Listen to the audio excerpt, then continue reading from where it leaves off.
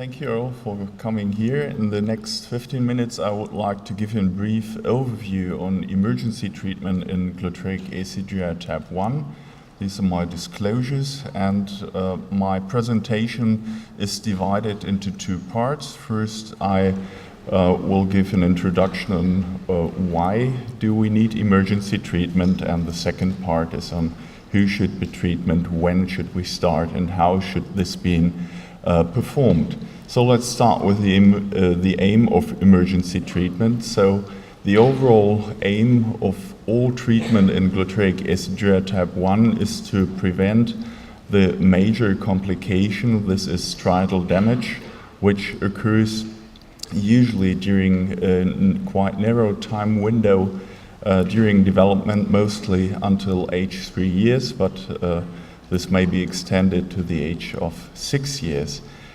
And emergency treatment is a very important intervention in order to prevent such crisis and striatal damage.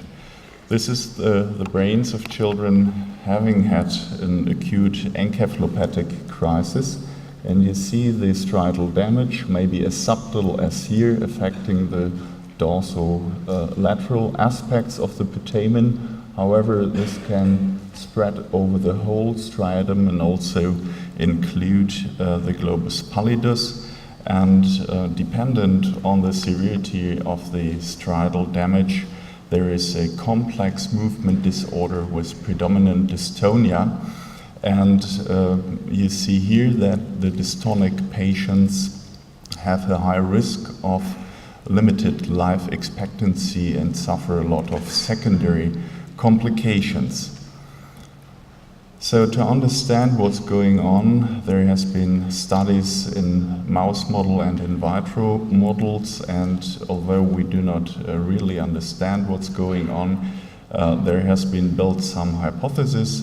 The first is that the blood-brain barrier is not perfectly permeable to dicarboxylic acid, so therefore glutaric acid and 3-hydroxyglutaric acid can accumulate in the brain compartment, and at a certain level they may become toxic. They can induce excitotoxic pathways, inhibit energy metabolism, and last not least, they influence cerebral hemodynamics by inducing vascular dysfunction.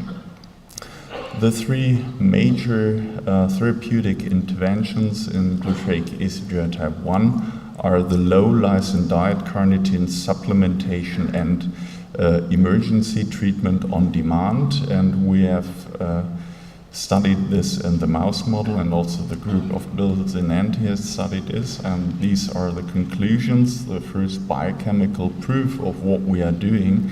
So it could be shown that low lysin diet and glucose infusion, which should simulate emergency treatment, really lower glutaric acid concentrations, whereas carnitine supplementation does not do that. However, carnitine supplementation increases gluteryl carnitine, and this helps to detoxify gluteryl CoA. So based on this, or not say on the mouse model certainly, but on clinical studies, you will see that these three interventions are the most important treatment recommendations in the guideline, which has been first published in 2007 and has been revised in 2011.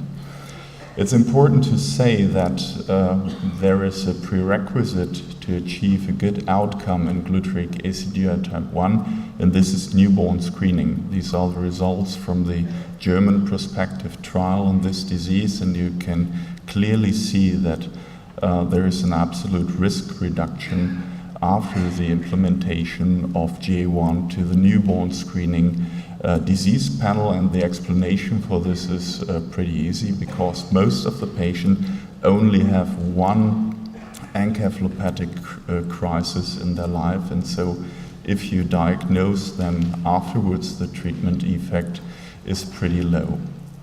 So who should be treated, when should treatment be started, and how should we perform that? So you may know that there are high and low excretors, and these are arbitrarily discriminated by chemical phenotypes.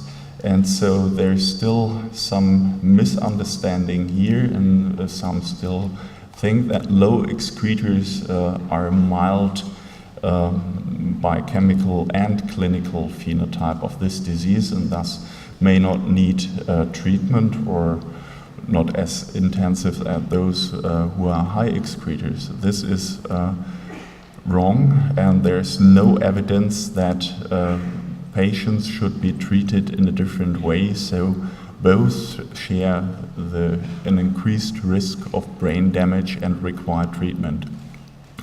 There are many putatively threatening episodes during the window of vulnerability, so any episode that can cause catabolism and any febrile episode should be regarded as putatively threatening. And also the time window before severe neurological symptoms appear is quite narrow. You have to react within 24 hours in order to prevent neurological harm. And we've learned before there's a window of vulnerability for these acute or insidious onset striatal changes. This is just to document the variability of different precipitating factors of acute encephalopathic crisis, and it simply shows that there is a high frequency of different types that could induce such a catastrophe like the acute encephalopathic crisis. So I have to conclude who should be treated. So emergency treatment is indicated in any patient below 6 years of age during each putatively threatening episode and should be started without delay. Unfortunately, we do not have a reliable biomarker that helps us to decide when to start emergency treatment. However, weight loss and ketonuria or ketosis should be always regarded as alarming signs. So before we go into emergency treatment, it's important to avoid any delay in the start of the treatment, and therefore you have to train the parents very well. They need to know what are alarming symptoms, when should they call, also during nighttime, whom should they call, etc., etc. And it's really important to train the parents in advance, because certainly such a threatening episode will appear during this period.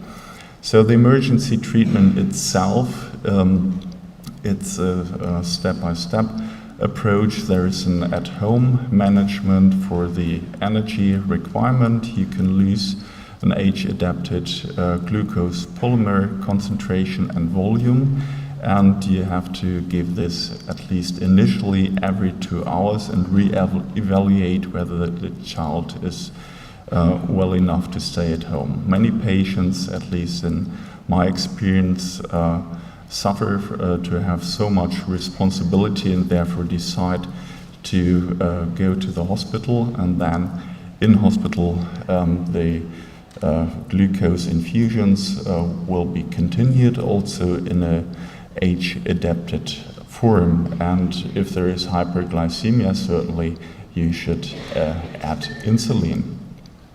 Well, the protein management, it's quite simple. You transiently stop the natural protein intake, however, not longer than 24 hours usually, and then immediately reintroduce it stepwise over 2 to 3 days. If tolerated, the lysine-free amino acid supplements should be continued according to the dosage during the maintenance treatment. And the major mistake you can make here is to prolong the inadequately low protein intake, because this increases the risk of protein catabolism, and in my experience this is the major dietary mistake which is made during emergency treatment. carnitine dosage can be doubled orally, or if you administer it intravenously, you simply use the same dosage as before, because using it intravenously effectively triplicates the dosage, because carnitine is not very well absorbed in the intestine. Antipyretics should be used liberally during febrile episodes to decrease the energy demand of the body.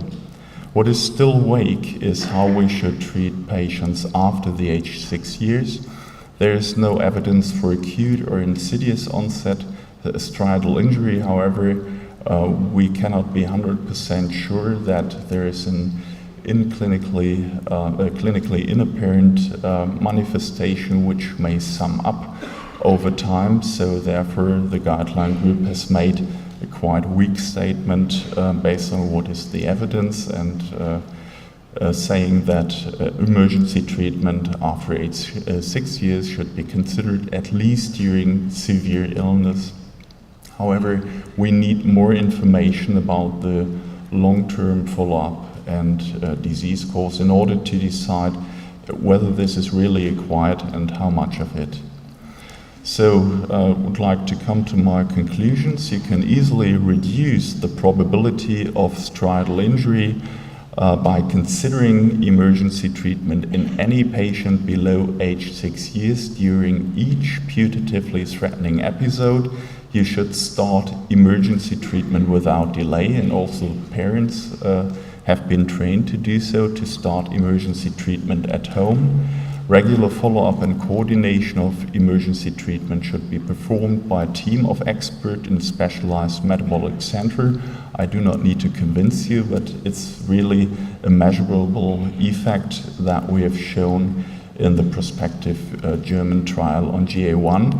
And although it may be sometimes boring, but it really helps to follow the guideline here. We have shown it's very effective, and I'm happy that within the EIMD registry at present 180 J1 patients are included, and I would like to stimulate the participation to this registry, because we can only improve our knowledge and improve the evidence for what we are doing if we manage to follow these patients for quite a long time and compare different treatment approaches. What we know so far from the registry is that patients obviously follow the guidelines for emergency treatment. They receive high carbohydrates. The amino acid supplements are often